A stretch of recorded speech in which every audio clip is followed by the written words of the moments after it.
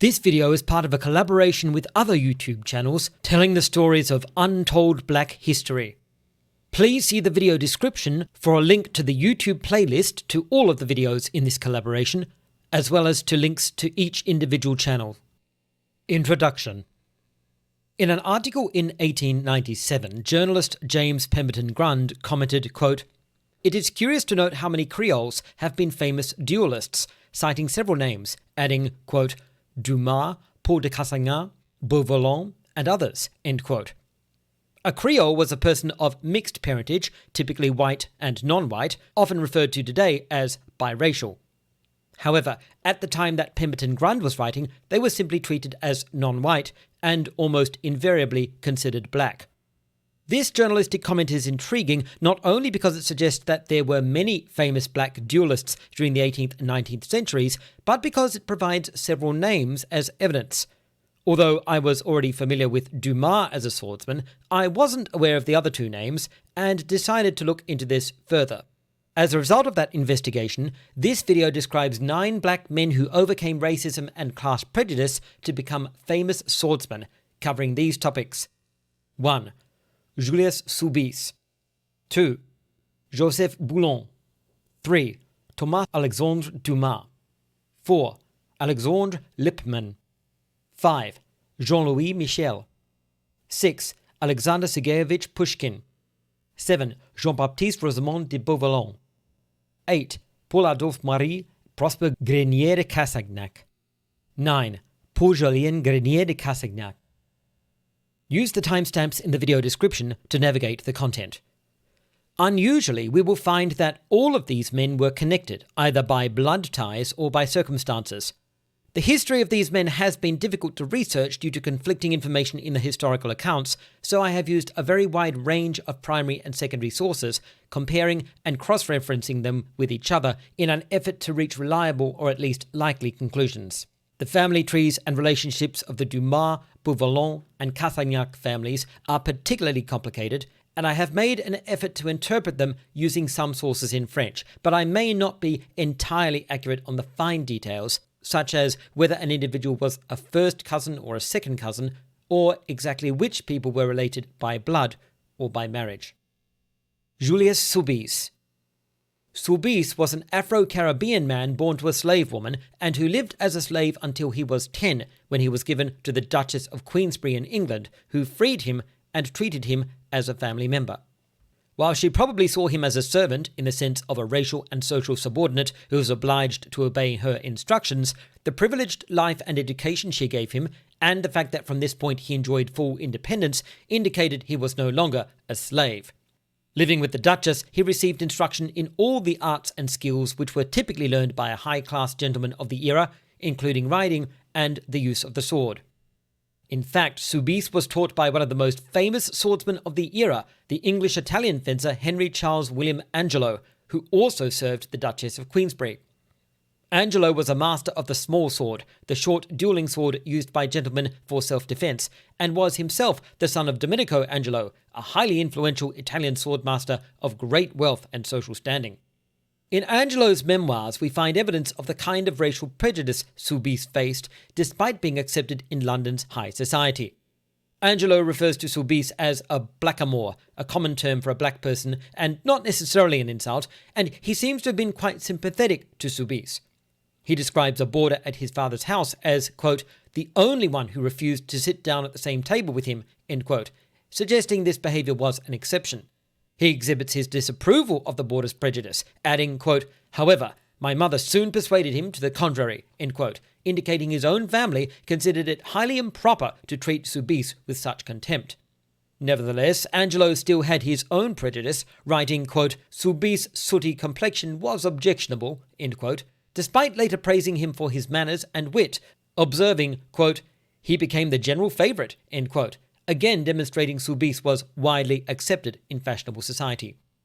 In his late teens, Soubise started dressing in an expensive and flamboyant style of the Georgian era, which drew attention to him and attracted some ridicule, since men wearing this style were often considered effeminate or at least androgynous and were given the nickname macaroni, associating them with a stereotype of Italians.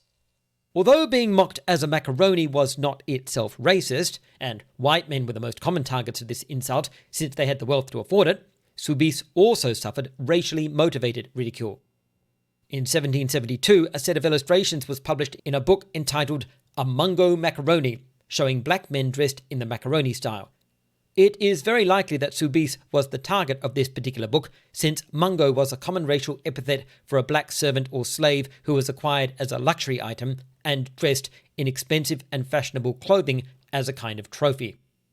Further evidence for this is a caricature printed in 1773 by an English artist entitled The Duchess of Queensberry and Soubise, showing Soubise practicing fencing with the Duchess with the description, quote, "The Duchess of Queensberry playing at foils with her favourite lapdog Mungo," end quote. The term lapdog was used not only to refer to a toy dog purchased as a luxury item, but also to a submissive individual who is kept in a subordinate position by someone who exploits their support. Nevertheless, Soubise's skills were undeniable and were recognised by his peers.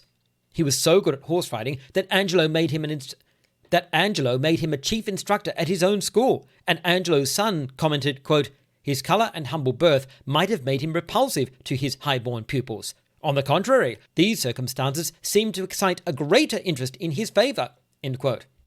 Although Soubise's horse-riding skills appear to have been more valued by many people than his skill with the sword, it's nevertheless clear that he was known as an accomplished swordsman.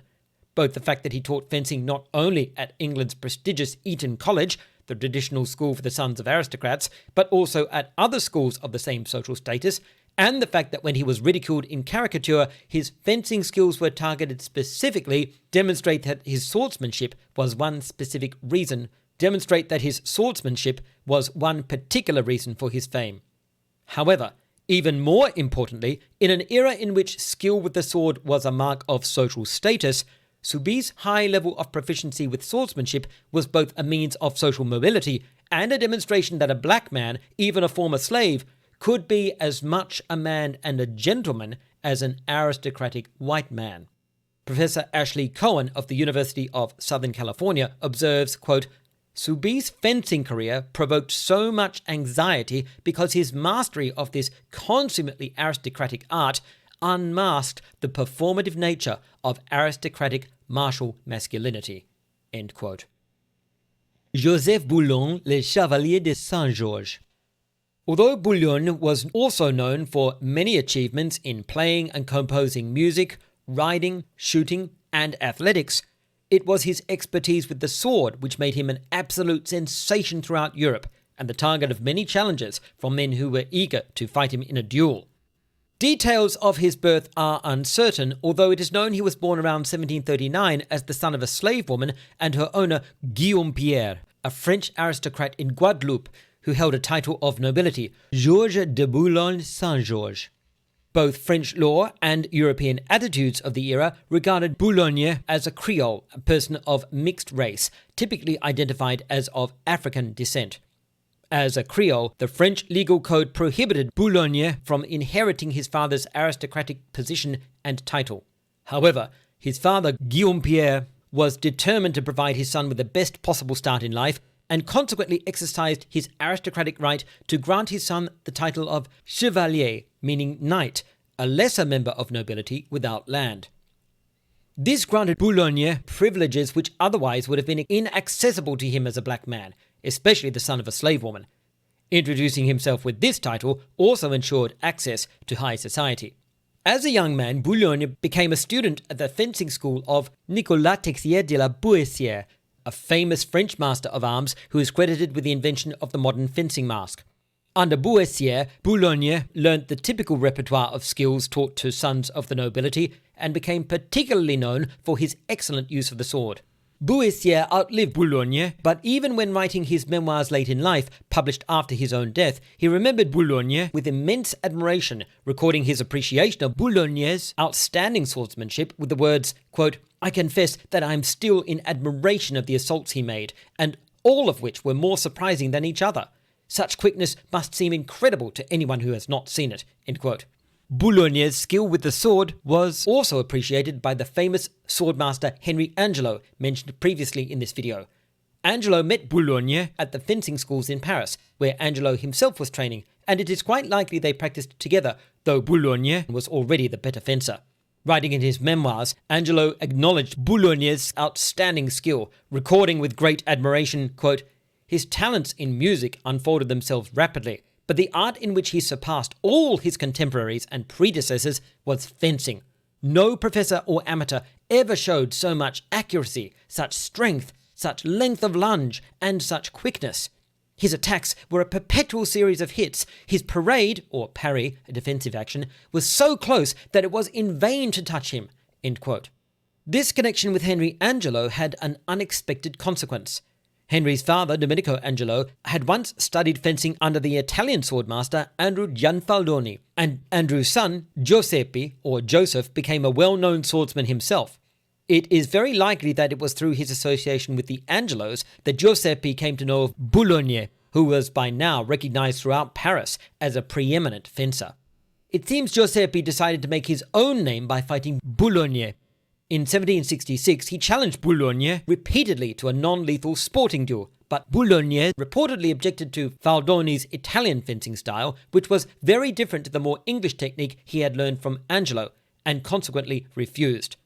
However, according to Henry Angelo, after Faldoni had successfully defeated swordsmen at many of the Paris fencing schools, or salles, Boulogne was eventually compelled to defend his honour when the masters of the salles came to him requesting that he defeat Faldoni to avenge their wounded pride. Faldoni later wrote a letter to his father describing the duel, which he claimed to have won. This is quite likely if Boulogne was unfamiliar with his fencing style, and very likely given the fact that the match was attended by many spectators, making it impossible for Faldoni to have lied successfully. However, Faldoni's account of the match is rather incomplete, failing to describe some of the exchanges and mainly talking about the number of times he hit Boulogne, which suggests strongly that although he did win, he found it extraordinarily difficult to do so. This is supported by Faldoni's own words. In fact, his record of the bout even opens with the acknowledgement that Boulogne was, quote, "the strongest fencer in France," end quote, adding, quote, "I don't believe that an equal fencer is living," end quote.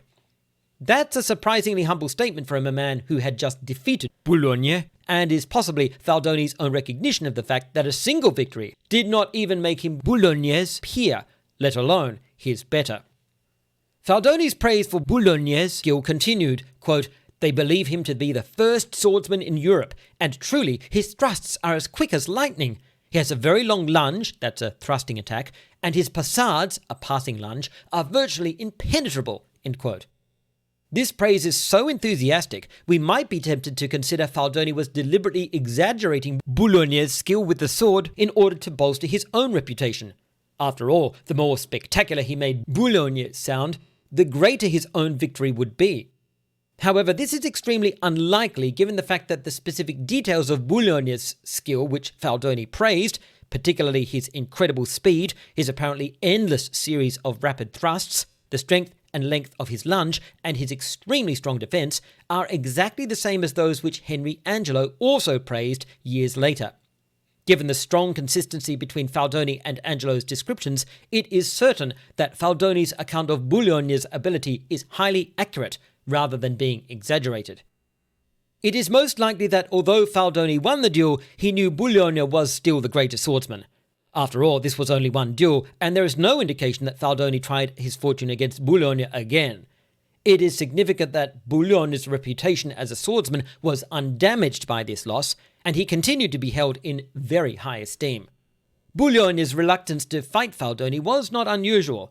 He typically avoided fighting duels whenever possible, and his fencing tutor, Bouessier, once commented, quote, "In spite of his great skill, he never hurt anybody in a fencing contest," end quote.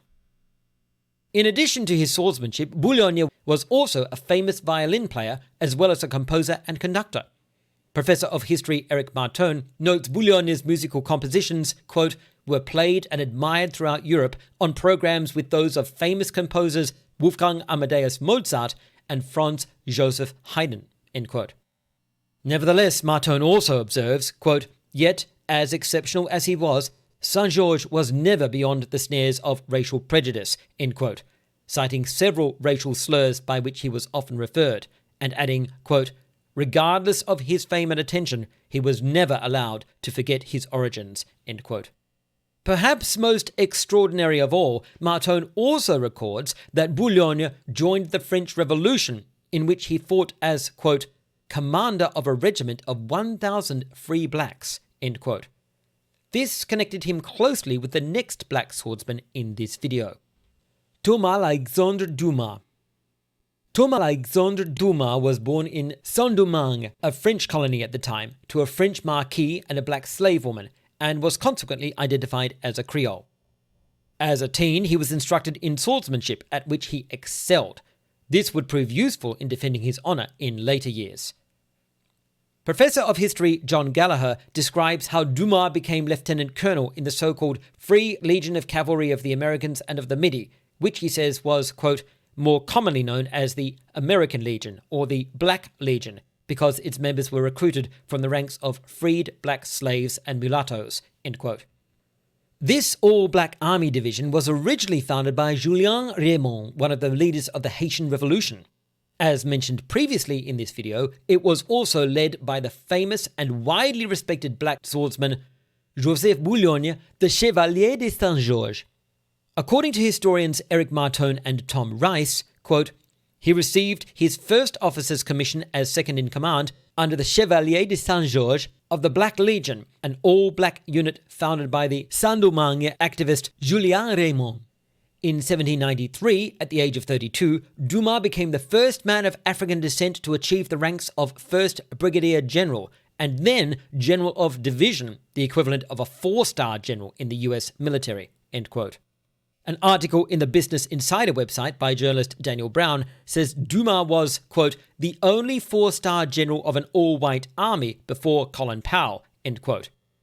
However, it must be noted that the causes which motivated Dumas were significantly different to those of Powell, and the two men were completely ideologically opposed. We must recognize that Dumas would have been horrified at the actions and motivations of his modern counterpart. Gallagher also writes that by the time he entered the army, Dumas, quote, was already a skilled swordsman, end quote, describing how Dumas was soon respected by his fellow soldiers and noting his strength and swordsmanship became legendary. Gallagher cites a story of Dumas fighting 3 duels in a single day, adding, quote, while such stories may be exaggerations, there is no question but that he was, in fact, both unusually strong and gifted with a sword, end quote. However, there are historical accounts demonstrating that the reality of Dumas' physical powers and expertise with the sword were not far removed from the legends which grew around him. In his own personal memoirs, his son, Alexandre Dumas père, recorded a number of his astonishing military victories, one of the most famous of which was an engagement with the Austrian cavalry at Clausen in Italy. Dumas père tells the story of how Thomas-Alexandre single-handedly held a bridge against an entire squadron of attacking Austrian soldiers, despite being armed only with his sword, a cavalry sabre. Dumas first quotes his father's own military report of the action, which was short, factual, and characteristically modest. Part of it is quoted on screen now. Despite describing the victory of his regiment after several charges at the enemy, Dumas completely omits to mention his holding of the bridge. He ends his report with the almost casual statement, quote, in these various charges I have received 3 sabre cuts. My aide de camp, d'Hermoncourt, has been wounded at my side, end quote, without explaining how he received those sword wounds. His son then goes on to quote from the report of d'Hermoncourt, the officer who was at Thomas-Alexandre's side during the engagement. It is from d'Hermoncourt's account that the real drama of the battle at the bridge emerges. He writes, with obvious admiration, quote, to tell how the general and I got back to the bridge would be a difficult matter. I saw the general lift his sabre as a thresher lifts his flail, and every time that sabre came down, a man fell." End quote. After describing how he fought off some of the enemy, Diermoncourt then provides the account of how Dumas held the bridge, writing, quote, "He had stopped at the head of the bridge and was holding it alone against the whole squadron, and as, owing to the narrowness of the bridge, not more than 2 or 3 could get at him abreast, he sabred them as fast as they came up. I lay there astonished." End quote. At the end of his report, Diermoncourt explains how Dumas was eventually relieved by his own men, who came to his aid, and in doing so provides more details of the wounds of which Dumas had made only a brief casual mention. Diermoncourt writes, quote, "The general had killed 7 or 8 men and wounded double that number, but his strength was coming to an end. He had received 3 wounds, one on the arm and another on the thigh, and the third on the head." End quote. We must remember that all of this information comes from the memoirs of Dumas' son Alexandre, who was known to exaggerate his father's achievements, even occasionally embellishing the facts with fabrication. However, in this case, there is strong historical support for the account he gives, since Alexandre quotes the official army reports of both his father and Diermoncourt, which are verifiable records. Consequently, historians treat Alexandre's account as fundamentally accurate. We also have an independent report of the battle made to Napoleon himself by General Barthélemy Catherine Joubert, who was involved in the same military action. Although he was not present at the bridge, Joubert cites Dumas' bravery and skill in another part of the battle, writing, quote, "I must make a full report about the conduct of General Dumas, who charged 3 times at the head of the cavalry and killed several cavalrymen with his own hand. He contributed not a little by his courage to the success of this day." End quote.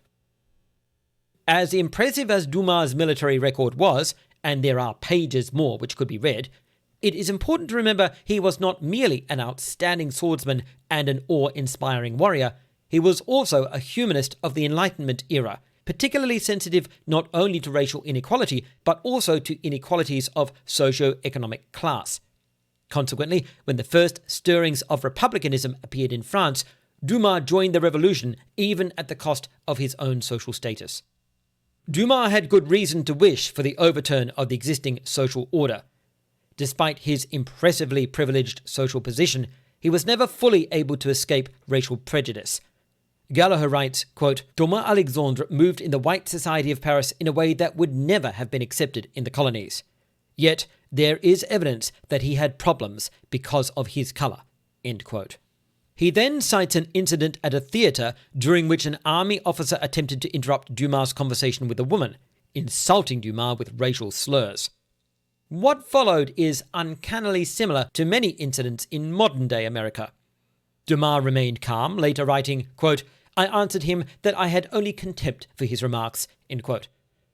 Consequently, the officer became enraged, and one of his friends called for Dumas' arrest. So, yes, racist white people calling security on innocent black people on completely fabricated charges has unfortunately been a thing for centuries. Despite Dumas' attempt to leave without escalating the situation, the officer prevented him leaving and had him arrested by the guard, who insisted he apologize on bended knee. However, the young lady left, which seemed to defuse the situation, and the officer had Dumas released. We have 2 detailed accounts of the incident, one from Dumas himself, consisting of the report he filed with the police the next day, from which I have just quoted. The second is the account by his son Alexandre Dumas père, whose description is not only considerably more dramatic, but also includes a duel between his father and the insulting officer, which of course Thomas-Alexandre won. The officer should have considered himself grateful for Dumas' patience. Although there was no duel on this occasion, there very well could have been. As Dumas grew to understand his complicated position in white French society, he became determined to defend his honor from racism with the sword. Gallagher writes, quote, "He became quick to anger and to demand just recognition. The least slight became cause for a duel." End quote. However, it would be an extreme disservice to end this account of Dumas on such a note. Throughout his life, he was known for his sensitivity to the oppressed and his personal distaste for bloodshed, except where absolutely necessary. Despite being one of the most active active members of the French Revolution, Dumas demonstrated his strong moral principles even at a time when the revolutionaries themselves were becoming increasingly indiscriminate in their violence.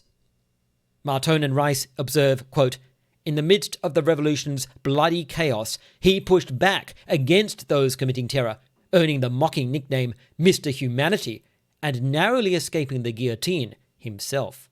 End quote. Alexandre Lippmann. Alexandre Lippmann was the great-great-grandson of Thomas-Alexandre Dumas, whose life we have just reviewed. He was also the great-grandson of Alexandre Dumas père, the famous novelist, and the grandson of Alexandre Dumas fils. He was also Jewish on his father's side. Although there is little to mention here in comparison with his legendary ancestor, his history is still impressive in its own right. Despite the fact that Lippmann was not a duelist like his ancestors, he receives an honourable mention in this video because he was, nevertheless, a famous swordsman. In fact, he arguably became the most famous of all the men described here, since his feats of swordsmanship took place on the world stage and were publicised in international media. Lippmann was a sports fencer who represented France in the Olympic Games. The International Olympic Committee website records, quote, "Alexandre Lippmann competed in the 1908, 1920 and 1924 Olympics in 5 events, winning medals in all of them, with 2 golds, 2 silvers and 1 bronze medal," end quote. Adding, quote, "In 1909, he won the French épée title. In 1984, he was inducted into the Hall of Fame of Jewish Sports," end quote. Lippmann won his first Olympic medal aged 26 and his last aged 42, an impressively long period and age at which to be winning Olympic medals for fencing, demonstrating his extraordinary skill and stamina. Jean-Louis Michel. Like the other men described in this video, Michel was biracial, born in a French colony, and identified as a Creole. Marton describes him as, quote, "a famous swordsman and duelist," end quote, adding, quote, "Many of his contemporaries praised him as the greatest master of the art of fencing in the 19th century," end quote. However, not only was he recognized for excellence in swordsmanship, he was also admired for his cool head, gentlemanly spirit, and discipline in combat. In one duel, he used a foil, which was a small, thin training sword with a blunt point, not designed for real combat, against an opponent equipped with an actual dueling sword, which was larger, stronger, longer, and sharp. Despite being at a huge disadvantage, Michel defeated his opponent by fencing him to exhaustion. Once the man was at his complete mercy, Michel whipped him across the face with his blunt weapon in a gesture which left the man humiliated but uninjured. The most famous dueling event in Michel's life, which brought him lasting fame and made him both admired and feared as a swordsman, took place during the Napoleonic Wars of the early 19th century. Michel was in a French regiment which argued constantly with a regiment of Italians, despite the fact that they were both in the same division of the French army.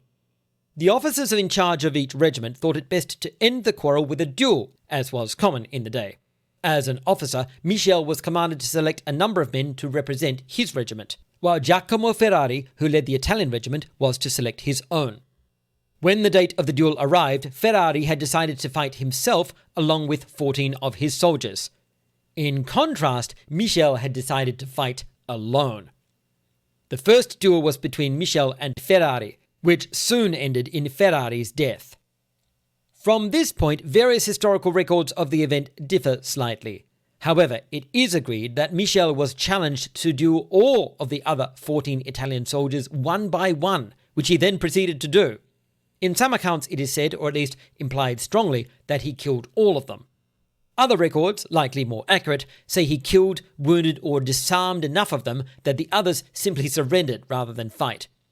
Regardless of the specific details of the outcome, the general facts are indisputable and prove Michel was an outstanding swordsman whose skill became legendary. In his later years, Michel opened his own fencing school in Montpellier, France, where he taught the art of the sword himself. Michel was recognized by the town in 1907 when a statue of him was built. He was additionally respected by having his photograph appear in every issue of France's own fencing magazine. Alexander Sergeyevich Pushkin. Although Pushkin is commonly known today as one of the greatest authors of Russian literature, sometimes cited as the Russian Shakespeare, in his own time he was both known and feared for his swordsmanship, as well as his skill with the pistol. Pavel Annenkov, one of Pushkin's biographers, has been quoted as describing him thus, quote, "Young Pushkin's strong, muscular and limber physique was developed by gymnastic exercise. He was known to be an untiring walker, a swimming and riding enthusiast, and an expert swordsman." End quote. By the time he had graduated from university, Pushkin was already known as a dynamic swordsman whose energetic style earned him the nickname the Cricket. However, at this early age, he was also becoming known for his willingness to duel. When he challenged his own uncle over a minor social slight, his family stepped in to prevent an embarrassing public incident. Duels with sword or pistol feature prominently in his literary works. Pushkin became known for his willingness to defend his honor against any perceived slight with a duel. While this was undoubtedly due partly to the culture in which he lived, which required a man of a certain social rank to protect his reputation with force, it was also very likely due to his awareness of his rather vulnerable social position, given his black ancestry was known publicly. In 1830, Sergei Semyonovich Uvarov, Minister of Public Education, at a dinner with his friend Alexei Nikolaevich Lenin, an archaeologist, cast a racial slur, rhetorically asking why Pushkin was so proud of his great-grandfather Abram Petrovich Ganimul, given he was an African man captured and sold as a slave. Like other privileged black men in this video, Pushkin would always have been aware that there were those who could not see him as anything other than an inferior due to his ancestry. However, at other times, Pushkin's willingness to defend his honor earned him respect and admiration. In 1822, Pushkin fought a duel with Lieutenant Colonel Semyon Starov over a dispute resulting from them both requesting a different piece of music be played by an orchestra which was entertaining the attendees of a social function. When Pushkin requested a mazurka, Starov insisted the orchestra play a quadrille. After some shouting back and forth, the orchestra finally submitted to Pushkin and played his request. Starov was outraged, possibly because the orchestra consisted of army musicians who should have listened to him instead of the civilian Pushkin, and possibly also due to his personal perception of Pushkin, and demanded satisfaction by combat. Pistols were agreed on. The duel was held in the freezing snow, reducing visibility dramatically. This is very likely why the two men missed each other with their first shots at 16 paces, and then missed again after closing the distance to 12 paces. Despite both Pushkin and Starov wishing to keep trying, their seconds refused to let them continue, suggesting the duel be continued later in more convenient conditions. However, the duel was effectively ended when Starov came to Pushkin expressing his admiration for his courage, saying, quote, "You have increased my respect for you, and I must say truthfully that you stand up to bullets as well as you write." End quote. This was high praise from Starov, a veteran soldier of the Patriotic War of 1812, fought to defend Russia against Napoleon's invasion. The two men concluded that the demands of honor were now satisfied. Such a settlement was not unusual in Pushkin's case. Although always willing to defend his name against insult with force, he was by no means bloodthirsty, and was equally willing to accept a non-lethal resolution if his honor remained intact. Dr. Irina Timchenko lists 26 duels in which Pushkin was involved either as the challenger or the recipient of a challenge, and notes that the overwhelming majority of them were cancelled, with only 5 of them resulting in an actual exchange of bullets, and in 4 of those cases no one was injured. Pushkin himself died in the last duel. Pushkin's track record for non-lethal duels was even noticed by his contemporaries. The wife of Russian historian Nikolai Mikhailovich Karamzin wrote, quote, "Mr. Pushkin has duels every day, thank God not fatal, since the opponents always remain unharmed," end quote, illustrating the fact that Pushkin's disputes, even when they did escalate to the violence of a duel, typically didn't end up with anyone dead.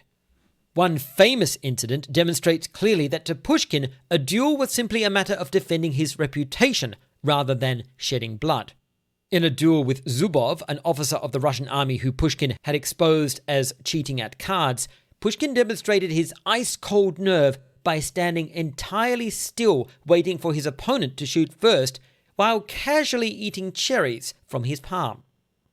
Zubov, despite having plenty of time to aim, failed to hit Pushkin when he fired, leaving him entirely at Pushkin's mercy. However, Pushkin then showed a combination of mercy and disrespect by refusing to shoot at his opponent, shaming him publicly in a manner which demonstrated Pushkin felt no need to shed blood in order to prove himself the better man. Pushkin was clearly both amused and satisfied by this incident, since he later immortalized it in one of his short stories, appropriately called The Shot, having one of his characters dismissively eat cherries in a duel, just as he had done. Jean-Baptiste Rosemond de Beauvallon. Jean-Baptiste Rosemond de Beauvallon was another biracial man born in Guadeloupe and identified as a Creole. Given his personal background, it might seem unusual that Beauvallon opposed the abolition of slavery and wrote articles praising the economic development of the French colonies. But Beauvallon identified socially with the slave-owning class and considered his socio-economic position placed him above the concerns of ethnicity and race. Nevertheless, his contemporaries invariably identified him as a Creole, and when he moved to France, it is possible he started to realize that his class would not protect him from racialized treatment. Once in France, he soon made a name for himself as a skilled swordsman and an expert marksman with the pistol. Ironically, it was this very skill which would seal his fate. In March 1845, Beauvallon had a dispute with another journalist, Alexandre Dumas, who owed him money for a gambling debt. The argument escalated, and the following day Beauvallon sent his seconds to Dumas demanding satisfaction by combat. The rest of this section on Beauvallon will be spent on this duel, for which I beg your patience. The reason for this will become apparent in due course. As Dumas was the man being challenged, he had the right to choose the weapons used. Unfortunately for him, Beauvallon was an expert with either pistol or sword. Dumas was clearly at a loss as to how to deal with the situation and visited Alexandre Dumas, the famous novelist, possibly for advice. This Dumas is a pivotal figure in the history of the 9 men in this video, since he is connected to 2 of them by blood and 4 of them by circumstance through his involvement in this duel between Dumas and Beauvallon. Alexandre Dumas was the son of Thomas-Alexandre Dumas, whose legendary martial skill we have already covered. This Dumas was not a swordsman like his father, but he knew enough that when he saw Dumas pick up a sword and try to wield it, it was clear Dumas had no understanding of the weapon. Given Beauvallon's expertise with sword and pistol, there was no way Dumas was going to win. Dumas tried to convince Dumas to choose the sword anyway. An English report of the circumstances surrounding the duel quoted Dumas saying, quote, "Your adversary is a first-class swordsman. You had better use the sword. As soon as Monsieur de Beauvallon sees the way in which you hold the sword, the duel will be over." End quote. It was to Beauvallon's credit that Dumas was certain that as soon as Beauvallon realized Dumas was a totally incompetent swordsman, he would either cancel the duel or at least end it in an honorable but non-lethal way. However, Dumas insisted he would take his chance with the pistol, believing it at least gave him a better chance of wounding Beauvallon. Dumas did what he could to help, but there was not much he could do. An article published in 1884 observed, quote, "Poor Dumas was a bad shot. Alexandre Dumas, the younger, gave him lessons at a shooting gallery, and he managed to hit a mark as large as a man twice in 14 times." End quote. On the following day, Dumas faced Beauvallon. It was utterly clear to all in attendance that Dumas was doomed. The situation was so overwhelmingly in Beauvallon's favor that one of Dumas' seconds spent some time attempting to negotiate with Beauvallon for a cancellation of the duel, but Beauvallon refused. As the pistols were inspected by the duelists' seconds to ensure they were both in working order and fairly matched, Bertrand, Dumas' second, noticed the barrel of one of them was warm, and when he investigated with a finger, he found soot inside the barrel, suggesting it had recently been fired. He suspected that Beauvallon had been practicing with the pistols before the duel, which was strictly forbidden under the dueling code, as the weapons were supposed to be unfamiliar to both men, giving neither of them an advantage. Bertrand insisted that the duel could not continue on the grounds of this breach of code, but Beauvallon and his seconds responded that there had been no foul play and that the pistol had merely been flashed, a practice of firing a charge of gunpowder down the barrel without a bullet for the purpose of clearing the barrel and ensuring it was usable, considered especially appropriate for adverse weather conditions. With this objection dismissed, Dujarrier was left with no option but to face Beauvallon. As soon as the signal to shoot was given, Dujarrier fired with the impulsive inaccuracy of the novice. He completely missed Beauvallon, but dropped his pistol and stood still with great courage as Beauvallon took his time aiming. Finally, Beauvallon fired, shooting Dujarrier directly in the head. Dujarrier was killed instantly. It was a shocking scene even for the hardened and experienced men attending, since Beauvallon was clearly aiming to kill. The aftermath of the duel was long and messy. Many agreed that Beauvallon had a considerable advantage from the start, and it seemed he had taken further steps to increase that advantage. It was noted that he had been an hour and a half late to the duel, arriving in warmth and comfort, while Dujarrier had been shivering in the snow for 90 minutes. Beauvallon's explanation for the soot in the pistol barrel was doubted, and there was enough skepticism to result in a charge of murder for both Beauvallon and his second. Incidentally, Alexandre Dumas père himself appeared in the trial as an expert witness, called on for his knowledge of the dueling code to help the court decide if the correct conventions had been followed. Although both men were originally acquitted, later a friend of Beauvallon's unwittingly revealed to an acquaintance that Beauvallon had indeed been practicing with both pistols on the very morning of the duel, which readily explained his lateness. This was enough to bring a second trial, which convicted Beauvallon for murder. It must be noted that Augustin Grissier, a fencing master of great renown, appeared as a witness for the defense, explaining that prior to the duel, Beauvallon had come to him asking to learn a method of disarming an opposing swordsman without injuring him, which Grissier argued showed Beauvallon had no deliberate intention of killing Dujarrier, and that he was thus at least innocent of murder.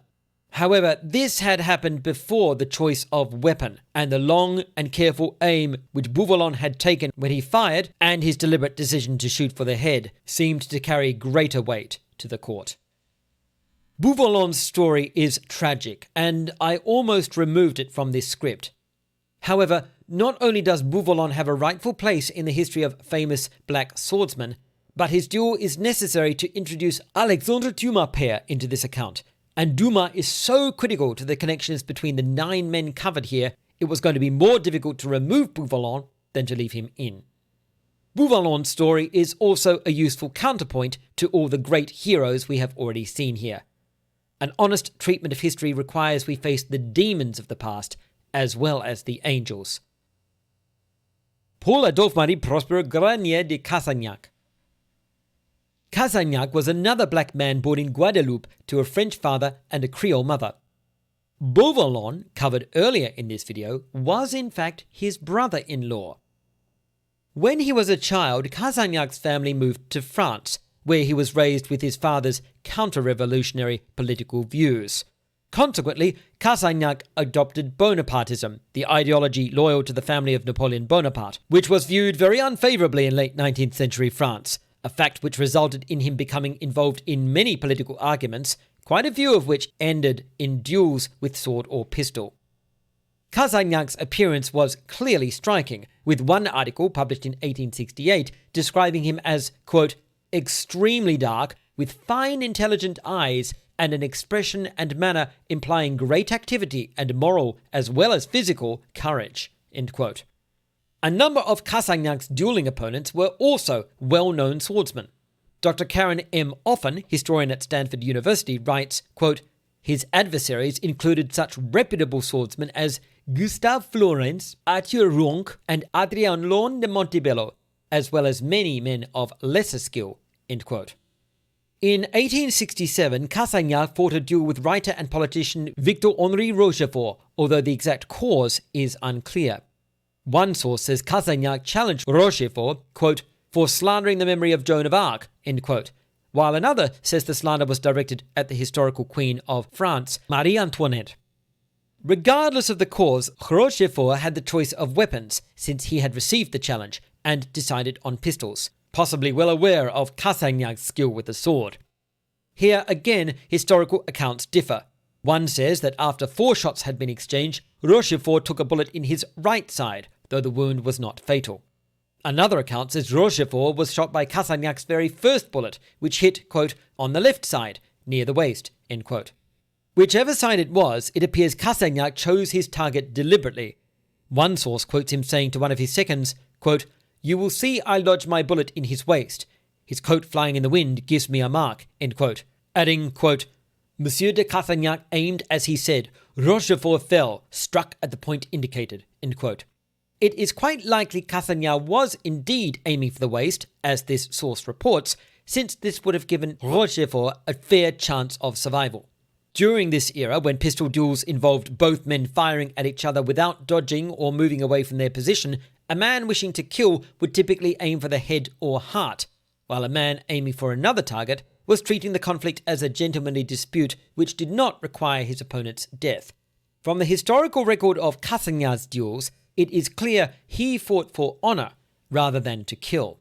Regardless of how many shots were fired or where Rochefort was hit, all sources agree Rochefort survived, with several of them attributing his good fortune to a medal fastened in his waistband by a woman referred to discreetly in several sources as, quote, "a female friend," end quote. Apparently, this medal blocked the bullet, preventing it from entering his body. Although winded and unable to continue, he was ultimately only bruised. Cassagnac was frequently involved in political disputes with other journalists and duelled several times with the political journalist Émile de Girardon, although again without a fatality. By 1868, he already had a well-established reputation as a skilled swordsman and a very experienced duelist. However, it was not a reputation he wanted.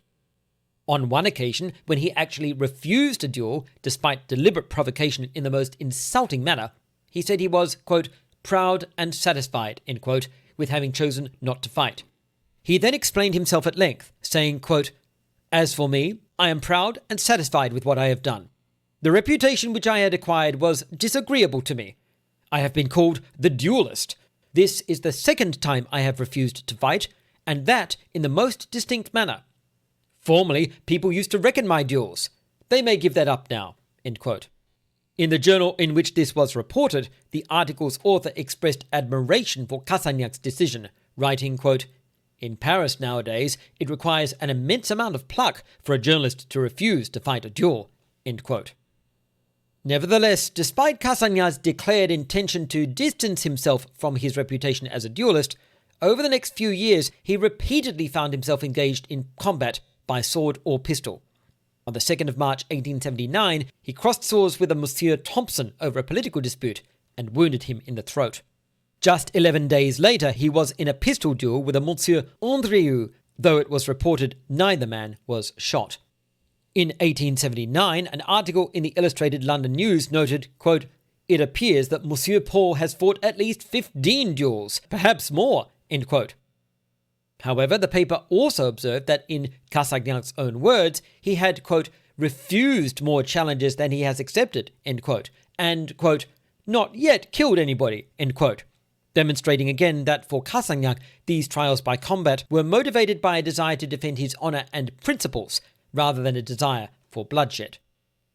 Cassagnac had several quarrels with his cousin Prosper Olivier Lissagaray, which on one occasion was so serious it resulted in a duel. However, Lissagaray was no match for Cassagnac. Often writes, quote, "Although Lissagaray was no mean swordsman, he tired following a slight hand wound and suffered a far more serious wound in the chest from the weapon of Paul de Cassagnac. After the encounter, Lissagaray refused to shake hands with his cousin, then lost consciousness. He reissued the challenge from his bed, but Paul de Cassagnac refused, remarking, 'Sir, I left you full of holes as a strainer,' end quote.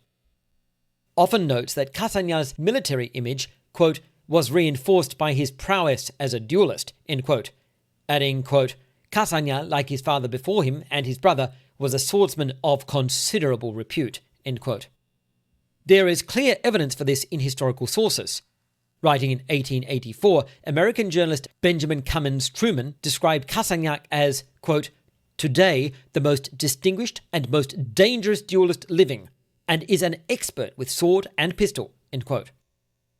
Truman also gave an account of the duel between Cassagnac and Montebello mentioned earlier, writing, quote, "It was a battle of giants.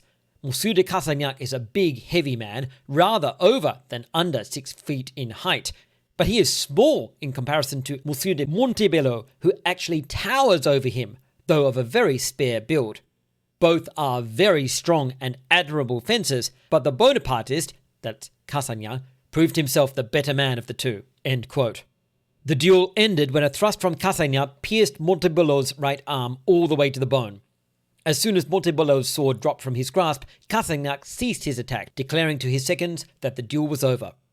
The doctor agreed, having examined Montebello and determined he was unable to continue. Again, we have a clear example of Cassagnac's remarkable emotional discipline, even in the heat of the moment, demonstrating he was not motivated by revenge. Truman himself gave Cassagnac outstanding praise, writing, quote, "For anybody to meet Paul de Cassagnac is a sure passport to the hospital or the grave, pretty much as this leonine newspaper man chooses to be merciless or lenient." End quote. However, as we have seen from the historical record, Cassagnac was invariably merciful. Paul-Julien Granier de Cassagnac. Similar to Thomas-Alexandre Dumas' grandson Alexandre Lippmann, Cassagnac's son Paul-Julien Granier de Cassagnac also became a famous fencer. However, unlike Dumas' son, Paul-Julien was not an Olympic fencer. He fought traditional duels with sharp swords for honor, often over political disputes, like his father. In 1912, Paul-Julien fought one of his most well-known duels with the right-wing politician Charles-Marie Foutius-Maras. In a sensational newspaper headline not long after the duel, the New York Times quoted a telegraph message received from France, which read, quote, "Spill real blood in a Paris duel. Charles Maras wounded in the arm after fierce encounter with Paul de Cassagnac." End quote. This was certainly newsworthy, since by this date, duels, even for honor, were becoming increasingly uncommon. This duel is particularly noteworthy for the fact that it was actually filmed at the time. Fortunately for posterity, the footage has been preserved on YouTube, and I will show it here while narrating the exchange for anyone listening to this video rather than watching it. If the footage we have is at least nearly complete, the entire engagement lasted barely a couple of minutes. Do remember that the very low frame rate of the films at the time means this video will appear to have been sped up, but that's just because the frame rate isn't very high. Paul-Julien is on the right, a tall, powerful-looking man with a large moustache. Maras, at the left, is a long, thin man, only slightly shorter than Paul-Julien. Paul-Julien initially maintains a very strong and static defense, only occasionally giving ground, as Maras presses him with cautious but steadily advancing thrusts and feints. However, at one point, a quick counter-thrust from Paul-Julien appears to strike Maras on the hand, and the duel is stopped temporarily while a doctor examines Maras. Paul-Julien remains static while Maras moves slightly back and forth, feinting and thrusting rapidly with his sword, seeking his opponent's blade. Paul-Julien refuses to engage except for the occasional disengagement or minor parry, but at one point attempts to strike Maras' sword with a powerful beat, a foreshadowing of the action to come. Finally seizing the moment for a vigorous counterattack, Paul-Julien advances unexpectedly. In a flurry of 4 rapid strikes in 2 seconds, he succeeds in disarming Maras with a powerful beat of his sword. Maras loses his grip on his sword, and Paul-Julien thrusts him in the arm. As Maras drops his sword, Julien immediately lowers his own weapon, placing his sword hand on his hip with the sword tip pointed to the ground, indicating he acknowledges the duel is over. Maras is then led away by a doctor who is holding his injured arm with the sleeve rolled up for medical examination. Conclusion. At the beginning of this video, we noted a late 19th century author observing, quote, "It is curious to note how many Creoles have been famous duelists," end quote, citing Dumas, Cassagnac, and Beauvallon, 3 of the men whose lives we have covered. Even more curious is the fact that all of them were connected in some way over the course of 2 centuries. I have attempted to illustrate this with a diagram on screen now, which I will explain, adding the relevant historical details. First, we have Julius Soubise. He trained under Henry Angelo, the famous Anglo-Italian fencer. Angelo himself trained with Joseph Boulogne. Joseph Boulogne founded and commanded the Black Legion. Boulogne also gave his command of the legion to Thomas-Alexandre Dumas. Thomas-Alexandre Dumas not only served under Joseph Boulogne in the Black Legion, but was also the father of Alexandre Dumas père, the famous novelist, and the great-grandfather of Alexandre Lippmann. Alexandre Dumas père was the son of Thomas-Alexandre Dumas. He also advised Duchess before his duel, and he was a witness in the trial of Beauvallon. Alexandre Lippmann was the great-great-grandson of Thomas-Alexandre Dumas and the great-grandson of Alexandre Dumas père. Jean-Baptiste Rosemond de Beauvallon killed Duchess in a duel through which he was connected to Alexandre Dumas père and was the brother-in-law of Alexandre Granier de Cassagnac. Alexandre Granier de Cassagnac was the brother-in-law of Beauvallon. Additionally, he actually lent his pistols to Beauvallon for his duel with Duchess. So he is connected not only with Beauvallon, but also by extension with Alexandre Dumas père. Additionally, he was the cousin of Prosper Olivier Lissagaray. Paul-ADOLPHE de Cassagnac was the son of Alexandre Granier de Cassagnac, and he duelled with his second cousin, Prosper Olivier Lissagaray. Paul Julien de Cassagnac was the son of Paul-ADOLPHE de Cassagnac. So these men are all extraordinarily connected, either by blood, marriage, or circumstance. It seems an extraordinary coincidence that these swordsmen, all of whom can trace themselves back to the French colonies, most of them from Guadeloupe, are all connected in this way. Here ends this video of 9 famous black European swordsmen. I hope you found it as intriguing to watch as I found it to research. If you made it all the way through to the end here, congratulations and thank you.